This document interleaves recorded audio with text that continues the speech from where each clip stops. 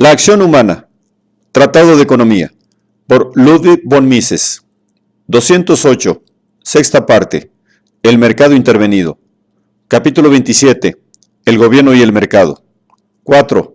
La rectitud como norma suprema.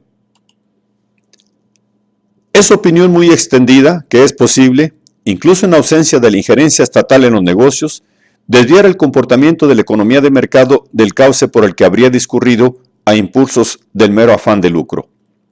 Los partidarios de acometer reformas sociales, inspirándose en los principios del cristianismo o ateniéndose a las exigencias de un auténtico sentido moral, aseguran que la conciencia sería suficiente para guiar a las personas bien intencionadas en el mundo de los negocios. Si la gente estuviera dispuesta a tener en cuenta no solo su provecho personal, sino también los preceptos de la religión y la moral, no sería necesario acudir a la presión del Estado para ajustar y ordenar la vida social. Lo fundamental no es tanto que cambien los gobiernos o que se modifiquen las leyes, sino la purificación interna del hombre, el retorno a los mandamientos de Dios y a los preceptos del código moral, el rechazo de la codicia y del egoísmo. Sería así fácil conciliar la propiedad privada de los medios de producción con la justicia, la rectitud y la honestidad. Los perniciosos efectos del capitalismo serían eliminados sin mengua de la libertad y de la iniciativa del individuo. Se destronaría el Moloch capitalista sin entronizar en su lugar al Moloch estatal. Carece de interés examinar ahora los arbitrarios juicios de valor en que tales opiniones se basan. Las censuras que estos críticos formulan acerca del capitalismo son intrascendentes. Sus errores y falacias no hacen al caso. Lo único que importa es la idea de organizar un sistema social sobre la doble base de la propiedad privada y de unos principios morales que deben poner ciertos límites a su desenvolvimiento. El sistema preconizado, dicen sus defensores, no sería socialista ni capitalista ni intervencionista. No será socialismo porque se mantendrá la propiedad privada de los medios de producción, ni capitalismo porque los mandatos de la conciencia prevalecerán sobre el afán de lucro, ni intervencionismo porque será necesario que el gobierno interfiera en la actividad mercantil. Porque será innecesario que el gobierno interfiera en la actividad mercantil. En la economía de mercado, el individuo es libre para proceder como le plazca dentro de los límites que le impone la propiedad ajena. Las resoluciones del particular son decisivas. Sus conciudadanos deben tomarlas en cuenta al actuar y es el propio funcionamiento del mercado el que coordina esas acciones autónomas. La sociedad se abstiene de indicar a los hombres lo que deben o no deben hacer. Resulta innecesario imponer la cooperación mediante órdenes y prohibiciones. Toda actuación antisocial lleva consigo su propio castigo. Al no existir conflictos entre los intereses de la sociedad y los del individuo, no se precisa ningún método coactivo para solucionarlos. El mecanismo opera y alcanza sus objetivos sin la intervención de una autoridad que dicte órdenes y prohibiciones y castiga a los infractores. Traspasadas las fronteras de la propiedad privada y del mercado, se halla el mundo de la coacción y la fuerza.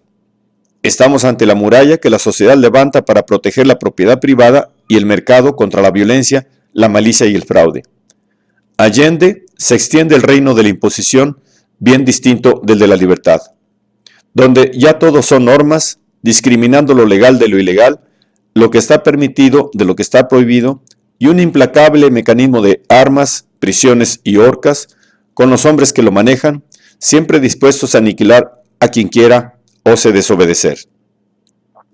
Pues bien, los reformistas a los que nos referimos pretenden, en definitiva, que junto a las normas destinadas a proteger y conservar la propiedad privada, prevalezcan otras de carácter ético. Aspiran a que en el ámbito de la producción y el consumo operen factores distintos de los que registra aquel orden social en el que los individuos solo se ven obligados a no dañar al prójimo desconociendo el derecho de propiedad ajeno. Quieren suprimir las motivaciones que dirigen al individuo en el ámbito de la economía de mercado. Las denominan egoísmo, codicia, afán de lucro y sustituirlas por otros impulsos. Hablan de conciencia, rectitud, altruismo, temor de Dios, caridad. Están convencidos de que esta reforma moral bastaría para instaurar un sistema de cooperación social mejor que el del capitalismo inadulterado. sin tener necesidad de recurrir a las especiales medidas de gobierno propias tanto del socialismo como del intervencionismo. Pero quienes así razonan no comprenden el papel que las motivaciones que condenan por viciosas desempeñan en el funcionamiento del mercado. No alcanzan a comprender que si la economía libre funciona sin injerencias administrativas ni órdenes superiores que indiquen a cada uno lo que debe hacer y cómo hacerlo, es porque no obligan a la gente a desviarse de la conducta que mejor sirve a su propio interés.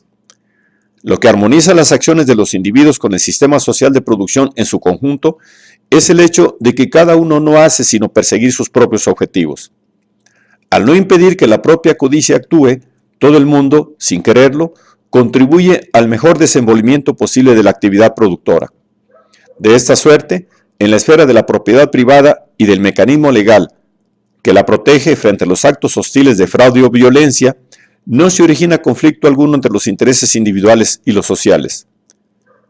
Suprimida la propiedad privada, que el reformador menosprecia en razón a que el egoísmo constituye su rasgo característico, la economía de mercado se convierte en un caos absoluto, porque no se puede instaurar un orden social satisfactorio y eficaz simplemente incitando a la gente a que escuche la voz de la conciencia y sustituya las motivaciones que derivan del afán de lucro por consideraciones atinentes al bienestar general. No es suficiente instar al individuo a no comprar en el mercado más barato y a no vender en el más caro. Es insuficiente decirle que no se afane por la ganancia y que no evite la pérdida. Es preciso establecer reglas inequívocas que orienten su conducta en cada caso concreto. Dice el reformador: el empresario es desalmado y egoísta cuando, aprovechándose de su superioridad, ofrece precios inferiores a los del competidor menos eficiente y le fuerza a retirarse del mercado. Pero, ¿cómo debería proceder el empresario altruista? ¿Es que tal vez en ningún caso había de vender a menor precio que sus competidores? ¿O se registran circunstancias específicas en las que sí le es lícito forzar la baja? Pero también añade el reformador: el empresario es desaprensivo y explotador cuando, sirviéndose de la coyuntura del mercado, eleva los precios de tal suerte que impide al económicamente débil adquirir los bienes necesarios. Pero, ¿cómo debería proceder el empresario bueno? ¿Deberá regalarle mercancía? Por bajo que sea el precio solicitado, siempre habrá algunos que no podrán comprar, o por lo menos no comprarán tanta mercancía como adquirirían si los precios fueran todavía más bajos. A quienes, entre todos los que desean comprar, deberá el empresario excluir de la posibilidad de obtener la mercancía. No es necesario por el momento entrar en el examen de las consecuencias que de manera inexorable provoca cualquier desviación del nivel de precios libremente fijado por el mercado. Si el vendedor evita vender a precio inferior al de sus competidores menos eficientes, al menos una parte de su stock quedará invendida. Y si facilita su mercancía a precio inferior al de la coyuntura económica, la oferta resultará insuficiente para atender a cuantos se hayan dispuestos a pagar el precio fijado. Más tarde analizaremos estas y otras consecuencias que derivan de cualquier desviación de los precios fijados por el mercado. Pero ya desde ahora habremos de quedar persuadidos de que es insuficiente decir al empresario que no se deje llevar por la coyuntura económica. Es forzoso indicarle hasta dónde puede llegar al fijar los precios.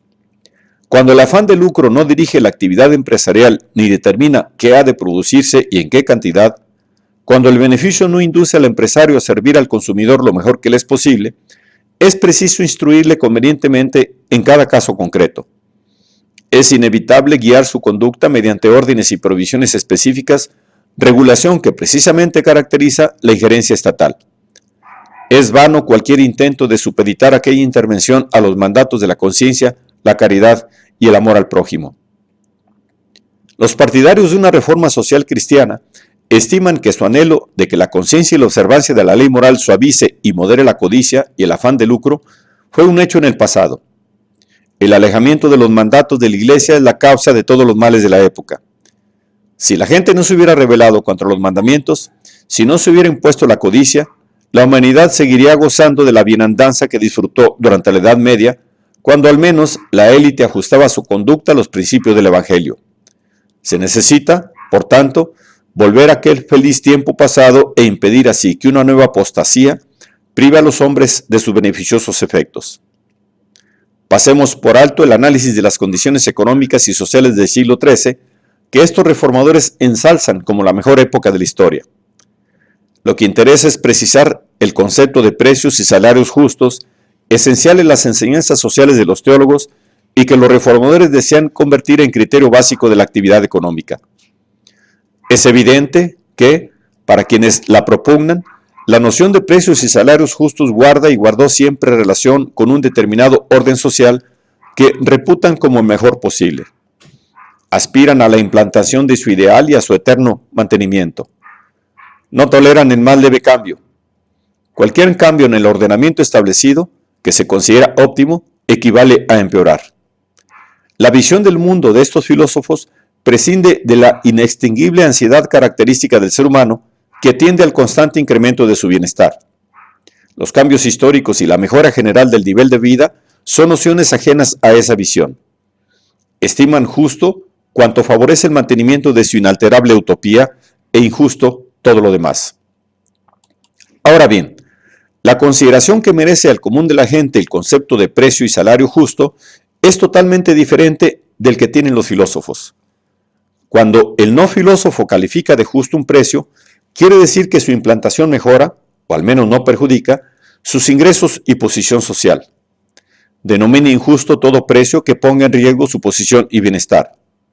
Para él es justo que los precios de los servicios y bienes que ofrece se eleven constantemente y que los precios de los bienes y servicios que desea desciendan cada vez más.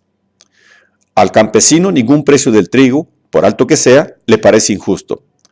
Al asalariado ningún tipo de salario, por alto que sea, le parece exorbitante. El primero no duda un momento en reputar cualquier baja de precio del trigo como una violación de las leyes humanas y divinas, mientras el segundo se revela si se reducen los salarios. Ahora bien, un sistema social organizado sobre la base de la cooperación únicamente dispone del mecanismo del mercado para adaptar la producción a los cambios de coyuntura.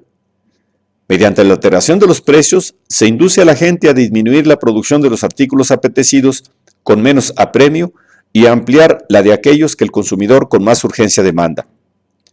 Lo absurdo de cualquier intento de estabilización de precios radica precisamente en que impide todo progreso y conduce a la rigidez y al inmovilismo. Las mutaciones de precios y salarios, en cambio, provocan soluciones de armonía, incrementan el bienestar y son vehículos de progreso económico. Los que condenan por injusta cualquier modificación de precios y salarios y desean mantener el estado de cosas que reputan justo, en realidad se oponen a todo esfuerzo conducente al mejoramiento de las condiciones económicas de la gente. No es injusto que desde hace tiempo venga prevaleciendo en el proceso formativo de los precios de los productos agrícolas una tendencia que ha impulsado a grandes núcleos de la población a abandonar el agro y enrolarse en las industrias manufactureras. De no haber ocurrido así, el 90% o quizá más de la población continuaría dedicada al campo, obstaculizando el desarrollo de la industria. Todo el mundo, sin excluir los campesinos, viviría peor. Si se hubiera aplicado la doctrina atomista del justo precio, prevalecerían todavía hoy las condiciones económicas del siglo XIII. La población no habría alcanzado su actual volumen y el nivel de vida sería notablemente inferior. Ambas interpretaciones del justo precio, la filosófica y la vulgar, convienen en la condena de los precios y tipos de salarios que el mercado inadulterado registraría.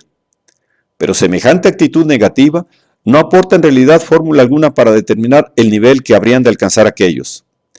Erigida la rectitud de norma suprema de la actuación económica, debe señalar a la gente de manera inequívoca cómo tiene que conducirse en la esfera mercantil y cuáles son los precios a solicitar y a abonar en cada caso concreto.